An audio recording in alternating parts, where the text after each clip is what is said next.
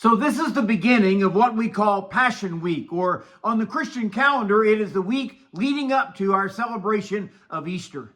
Good morning, this is Pastor Ernie Lewis of the Blue Point Church in Sisseton, Illinois, with your thoughts for Monday. When we look back on this week in the life and the ministry of Jesus Christ, it may seem like a dark period for him as he looked forward to that crucifixion that would end this week of celebration. After all, when we say Passion Week, we understand that the Latin word passio actually means suffering or maybe even deep emotion. Although Jesus was seeing the suffering to come, his disciples seemed oblivious. Actually, Jesus rode into the city on a new colt of a donkey to a cheering crowd. And they had covered the donkey with a person's cloak. They had led Jesus through the streets of Jerusalem. And Luke 19, verse 37 says, "Then, as he was now drawing near the descent of the Mount of Olives, the whole multitude of the disciples began to rejoice and praise God with a loud voice for all the mighty works they had seen, saying, 'Blessed is the King who comes in the name of the Lord.'" Now, we all realize when we read the rest of the story that some of this cheering crowd will probably change their tune in just a few days and be crying, "Crucify him," at the foot of the cross. But the celebration of the coming king is what we should see in this parade.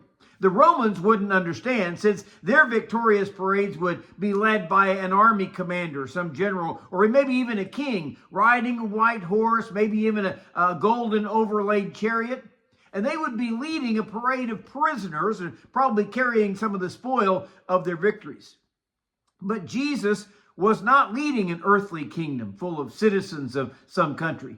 Jesus was probably leading an eclectic mob of people, somewhat steeped in poverty. Perhaps many of those in the multitude here were those that he had cured of leprosy.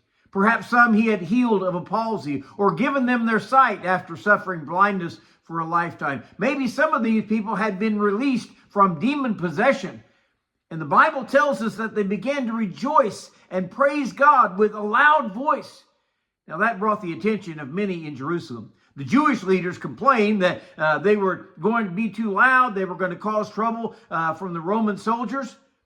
But I wonder how many of this crowd had just jumped on the bandwagon when they saw and heard the parade entering their city.